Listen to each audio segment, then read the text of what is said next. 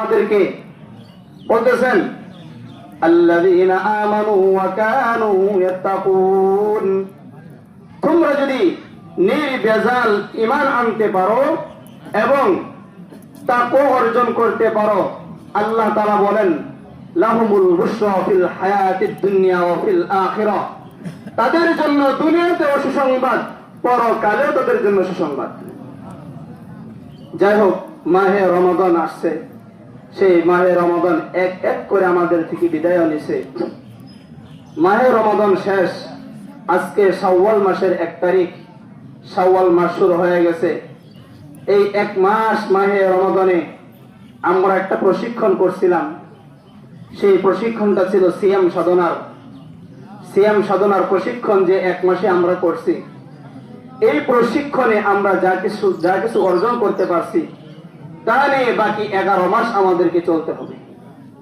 মাহে রমাদানে আমাদের বড় একটা অর্জন ছিল, রোজা রাখা অবস্থায় কেউ যদি আমার সাথে ঝগড়া করতে আসতো, আমি জানি আমার কোনো দোষ নাই, এমনিতে এক ব্যক্তি গায়ে পড়ে ঝগড়া করতে চাইতেছে, এরপরে বলতাম ভাই রোজা রাখছি, তোমার সাথে কথা বলবো না, ঝগড়া করবো না, তোমাকে গালি দিব না।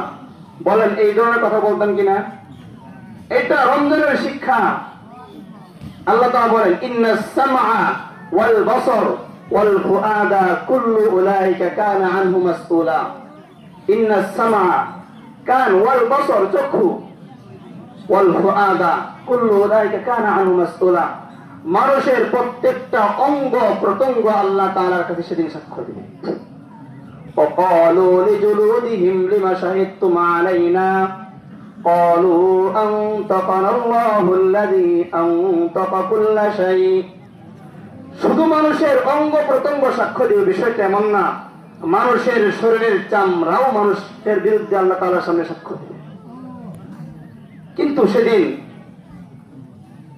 আমরা দুনিয়াতে যদি মাহে রমাদানে যেরকম ভাবে জবানের হেফাজত করেছিলাম, বাকি 11 মাসও যদি জবানের হেফাজত করতে না পারি, তাহলে এটা আমাদের জন্য অনেক ক্ষতির কারণ হবে। এই জবান, 2টা ঠোঁট এমন একটা জিনিস, এই 2 ঠোঁটের দাম আল্লাহ তাআলার কাছে কত বেশি একটু খেয়াল করেন। আমরা সবাই কি জান্নাতে যেতে চাই? সবাই চাই জান্নাতে যেতে।